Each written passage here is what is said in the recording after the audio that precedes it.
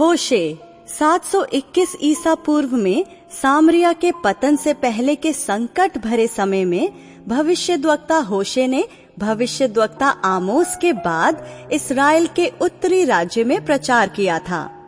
वो लोगों के मूर्ति पूजा में फंसने और परमेश्वर के प्रति उनके अविश्वास के कारण विशेष रूप से चिंतित था। होशे ने इस अविश्वास को एक व्यभिचारिणी स्त्री के साथ अपने निरर्थक विवाह के द्वारा बड़े साहस पूर्वक दर्शाया था। जिस प्रकार उसकी पत्नी गोमेर उसके प्रति विश्वासघाती बन गई थी, उसी प्रकार परमेश्वर के लोगों ने प्रभु को त्याग दिया था। इसके कारण इस्राएल पर परमेश्वर का दंड पड़ेगा, पर अंत में अपने लोगों के प्रति परमेश्वर का अनंत प्रेम विजयी होगा और वो इस जाति को फिर से स्वीकार करेगा और अपने साथ इसके संबंध को पुनः स्थापित करेगा। ये प्रेम इन भावुक शब्दों में व्यक्त किया गया है। हे एप्रेम, मैं तुझे कैसे छोड़ दूं? हे इस्राएल, मैं कैसे तुझे शत्रु के वश में कर दूं? मेरा हृदय तो उलट पुलट हो गया, मेरा मन स्नेह के मारे पिघल गया है। होशे अध्याय 1। यहूदा के राजा उज्जियाह, योताम, आहाज और हिजकिय्याह के दिनों में और इस्राएल के राजा योआश के पुत्र यारोबाम के दिनों में यहोवा का वचन बेरी के पुत्र होशे के पास पहुंचा। होशे की पत्नी और बच्चे। जब यहोवा ने होशे के द्वारा पहले पहल बातें की, तब उसने होशे से ये कहा, जाकर एक वेश्या को अपनी पत्नी बना ले और उसके कुकर्म के बच्चों को अपने बच्चे कर ले, क्योंकि ये देश यहोवा के पीछे चलना छोड़कर वेश्या का सा बहुत काम करता है। अतः उसने जाकर दिबलैम की बेटी गोमेर को अपनी पत्नी कर लिया और वो उससे गर्भवती हुई और उसके एक पुत्र उत्पन्न हुआ। तब यहोवा ने उससे कहा, उसका नाम यिज्रेल रख, क्योंकि थोड़े ही काल में मैं यहू के घराने को यिज्रेल की हत्या का दंड दूंगा और मैं इस्राएल के घराने के राज्य का अंत कर दूंगा। उस समय मैं यिज्रेल की तराई में इस्राएल के धनुष को तोड़ डालूंगा। वो स्त्री फिर गर्भवती हुई और उसके एक बेटी उत्पन्न हुई। तब यहोवा ने होशे से कहा, उसका नाम लोरुहामा रख, क्योंकि मैं इस्राएल के घराने पर फिर कभी दया करके उनका अपराध किसी प्रकार से क्षमा न करूंगा, परंतु यहूदा के घराने पर मैं दया करूंगा और उनका उद्धार करूंगा। उनका उद्धार मैं धनुष या तलवार या युद्ध या घोड़ों या सवारों के द्वारा नहीं, परंतु उनके परमेश्वर यहोवा के द्वारा करूंगा। जब उस स्त्री ने लोरुहामा का दूध छुड़ाया, तब वो गर्भवती हुई और उससे एक पुत्र उत्पन्न हुआ।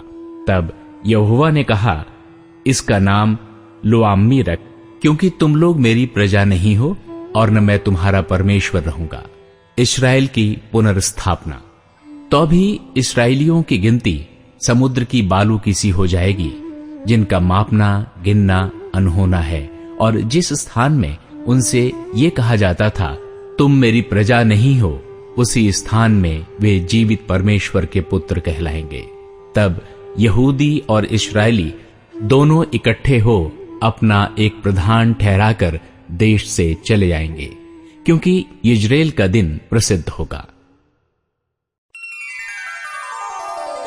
अध्याय 2। इसलिए तुम लोग अपने भाइयों से अम्मी और अपनी बहनों से रुहमा कहो, विश्वासघाती गोमेर, विश्वासघाती इस्राएल। अपनी माता से विवाद करो, विवाद, क्योंकि वो मेरी स्त्री नहीं और न मैं उसका पति हूं। वो अपने मुंह पर से अपने छिनालपन को और अपने छातियों के बीच से व्यभिचारों को अलग करे, नहीं तो मैं उसके वस्त्र उतारकर उसको जन्म के दिन के समान नंगी कर दूंगा और उसको मरुस्थल के समान और मरुभूमि सरीखी बनाऊंगा और उसे प्यास से मार डालूंगा। उसके बच्चों पर भी मैं कुछ दया न करूंगा, क्योंकि वे कुकर्म के लड़के हैं। उनकी माता ने छिनाल किया है, जिसके गर्भ में वे पड़े उसने लज्जा के योग्य काम किया है। उसने कहा, मेरे यार, जो मुझे रोटी पानी, ऊन, सन, तेल और मद्य देते हैं, मैं उन्हीं के पीछे चलूंगी। इसलिए देखो, मैं उसके मार्ग को कांटों से घेरूंगा और ऐसा बाड़ा खड़ा करूंगा कि वो राह न पा सकेगी। वो अपने यारों के पीछे चलने से भी उन्हें न पाएगी और उन्हें ढूंढने से भी न पाएगी। तब वो कहेगी, मैं अपने पहले पति के पास लौट जाऊंगी, क्योंकि मेरी पहली दशा इस समय की दशा से अच्छी थी।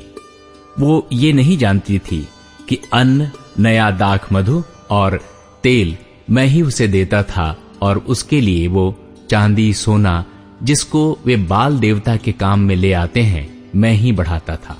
इस कारण मैं अन्न की ऋतु में अपने अन्न को और नए दाख मधु के होने के समय में अपने नए दाख मधु को हर लूंगा, और अपना ऊन और सन भी जिनसे वो अपना तन ढांपती है, मैं छीन लूंगा। अब मैं उसके यारों के सामने उसके तन को उघाड़ूंगा और मेरे हाथ से कोई उसे छुड़ा न सकेगा। मैं उसके पर्व, नए चांद और विश्राम आदि सब नियत समयों के उत्सवों का अंत कर दूंगा। मैं उसकी दाख लताओं और अंजीर के वृक्षों को, जिनके विषय वो कहती है कि ये मेरे छिनाले की प्राप्ति है जिसे मेरे यारों ने मुझे दी है, उन्हें ऐसा उजाड़ूंगा कि वे जंगल से हो जाएंगे और वन पशु उन्हें चर डालेंगे। वे दिन जिनमें वो बाल देवताओं के लिए धूप जलाती और नथ और हार पहने अपने यारों के पीछे जाती और मुझको भूले रहती थी, उन दिनों का दंड मैं उसे दूंगा। यहोवा की यही वाणी है। अपने लोगों के लिए परमेश्वर का प्रेम। इसलिए देखो, मैं उसे मोहित करके जंगल में ले जाऊंगा और वहां उससे शांति की बातें कहूंगा। वहीं मैं उसको दाख की बारियां दूंगा और अकोर की तराई को आशा का द्वार कर दूंगा, और वहां वह मुझसे ऐसी बातें कहेंगी जैसी अपनी जवानी के दिनों में, अर्थात मिस्र देश से चले आने के समय कहती थी। यहोवा की ये वाणी है कि उस समय तो मुझे ईशी कहेगी और फिर बाली न कहेगी, क्योंकि भविष्य में मैं उसे बाल देवताओं के नाम न लेने दूंगा और न उनके नाम फिर स्मरण में रहेंगे। उस समय मैं उनके लिए वन पशुओं और आकाश के पक्षियों और भूमि पर के रेंगने वाले जंतुओं के साथ वाचा बांधूंगा और धनुष और तलवार तोड़कर युद्ध को उनके देश से दूर कर दूंगा, और ऐसा करूंगा कि वे लोग निडर सोया करेंगे। मैं सदा के लिए तुझे अपनी स्त्री करने की प्रतिज्ञा करूंगा, और ये प्रतिज्ञा धर्म और न्याय और करुणा और दया के साथ करूंगा। ये सच्चाई के साथ की जाएगी और तू यहोवा को जान लेगी। यहोवा की ये वाणी है कि उस समय मैं आकाश की सुनकर उसको उत्तर दूंगा और वो पृथ्वी की सुनकर उसे उत्तर देगा, और पृथ्वी अन्न, नए दाख मधु और ताजे तेल की सुनकर उनको उत्तर देगी, और वे इजराइल को उत्तर देंगे। मैं अपने लिए उस देश में बोऊंगा और लोरुहमा पर दया करूंगा, और लुआम्मी से कहूंगा, तू मेरी प्रजा है, और वो कहेगा, हे मेरे परमेश्वर।